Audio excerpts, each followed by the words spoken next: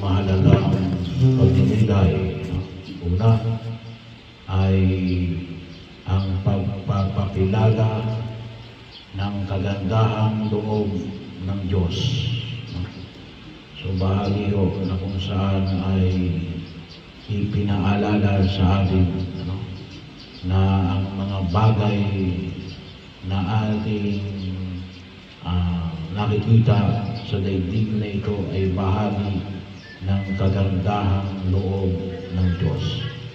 At ang nais niyang makamit ng tao ay walang iba kundi ang kaayusan at pagpapala, kaligayahan. Kaya ang tulad niya sa atin ay walang iba kundi ang buhay na walang hanggan. Ginawa yung una natin makita yung kagandahang loob ng Diyos na nawa ay maging bahagi, hindi lang mo siguro sa atin, ngunit maaaring maging bahagi na naging karanasan ng mga mahal natin sa buhay. Sa unang pagbasa, napakinggan natin si Esther. Ano nakita niya? Kinikilala niya yung kagandahang loob ng Diyos na ipinakita ng Diyos, hindi lang sa kanya, ngunit sa buong bayan ng Israel. Yung pangangalaga ng pagkilos na ipinamamanig ng buong kapal sa bayan ito. Bahagi ho. Kaya sana po makita rin natin yung kalinangan ng pagkapala ng Diyos na maging bahagi na alin, it becomes a national identity. Very strong po yan sa mga Israelita. Na kami bayang pinili ng Diyos. Sa ating mga Pilipino, hindi ko lang alam kung mayroong ganong klase ng pagkilala na ang Diyos na puno ng pagkapala as a nation, as a nation. Pero bahagi mo yun, kahit na siguro personally, na makita ko natin at maaaring makita rin natin sa mismong bahagi ng ating lahi. Mga ninuno natin, yung mga kwento ng mga ninuno, ang Diyos na hindi nagpapabaya. Pangalawa ay alin. So alam natin na ang Diyos hindi nagpapabaya, pero ang pangalawa ay alin, pagtitiwala. Pagtitiwala. Sapagkat napakahalaga ho yung pagkilala. Doon papasok yung pagtitiwala, yung pananampalataya. Kasi nga pwedeng conceptually, sa isip natin, Diyos yan, hindi tayo pabayaan yan. Pero nagtitiwala ba tayo sa Diyos na hindi tayo pababayaan? Bahagi yun, kasi mahalaga yun, sapagkat kung tayo nagtitiwala, anong gagawin natin? Hihingi tayo. Kakatok tayo. Bahagi ho na kung saan ay makita na maghahanap tayo. Pagkakataon na kung saan sa nabanggit na kagandahang loob ng Diyos. Kasi maaari nga naman na nakikita natin yung pagliligtas ng Diyos, pero hindi naman tayo lumalapit. Siguro sabihin natin, ang Diyos ay mapagpatawad. Hindi naman tayo na umumpisa. Paano yun nasabi natin? Yan ang mahalaga o yung pagkilala at pagtugon sa biyaya na ipinapamanig ng buong may kapal. May mga pagkilos na kinakailangan natin gawin na sabi natin, ito'y bahagi ng aking pagtitiwala na ang Diyos ay hindi nagpapabaya. Humihingi ng tulong, nagdarasal. Bahagi yun na kung saan ay makita ko natin. Hindi pwede hindi tayo kikilos. kinakailangan kumilos tayo sa bahagi ng pagkilala na ang Diyos ay tunay na hindi nagpapabaya. Kaya nga kung Diyusin, yung paanyaya na ipinahayag ng buong may kapal, ay kung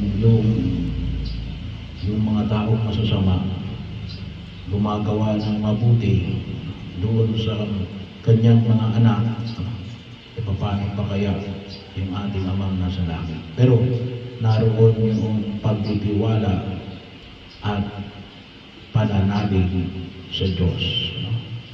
Kasi yun ang magkakabit ng pagkilos kung bakit natin gagawin.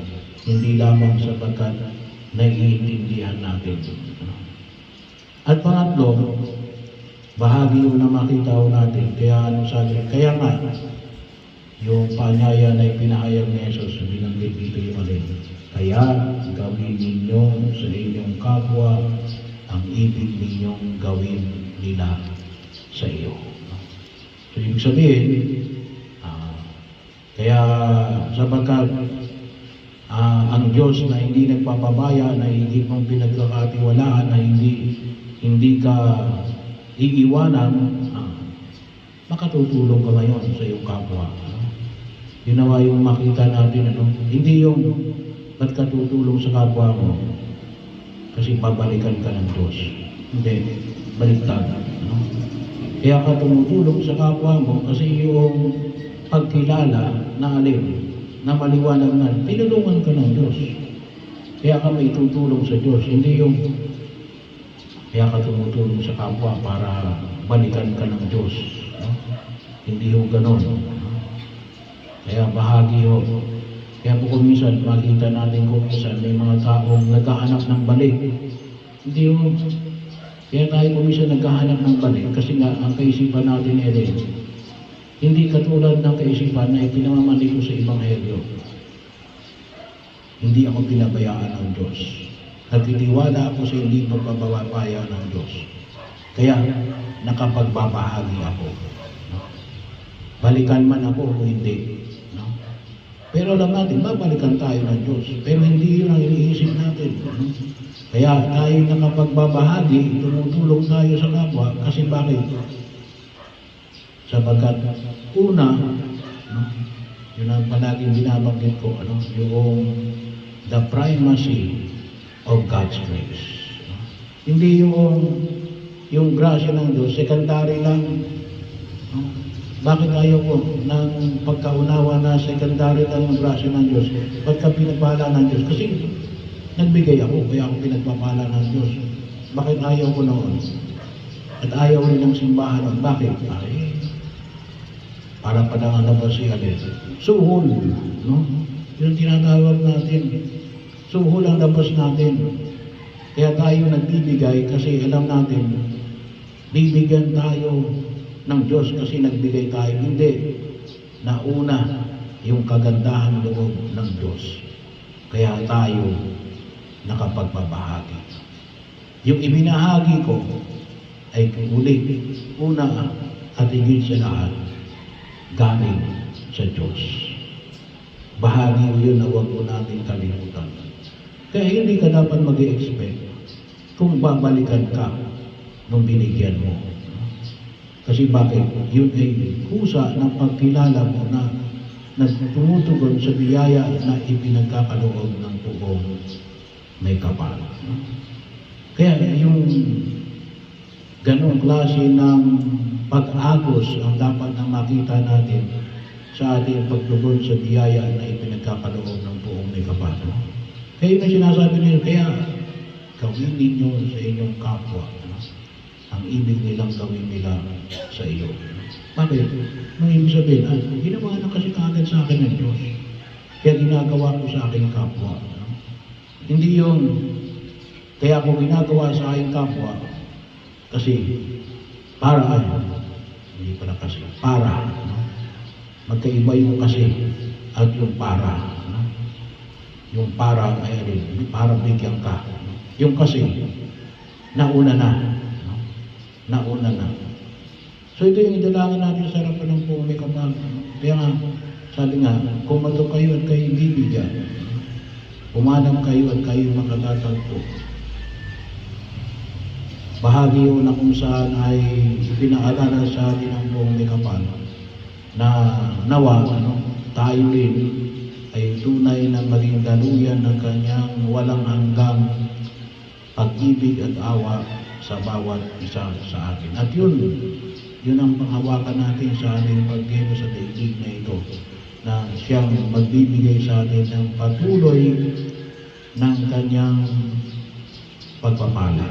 Kasi yung dahilan na kulutusin ng kanyang paghihirap, pagkamatay at muling pagkabuhay, upang tayo ay maging kabahagi ng paglinang ng daigdig na ito bilang bahagi ng kanyang plano na higit sa lahat magpakilala ng kanyang kahariang walang katapusan sa mundong darating sa daigdig na ito. Pero yung mundo rito ay nawaya rin maging bahagi at salamin ng mundo na nais na ipagkaloob ng Diyos sa bawat isa sa atin.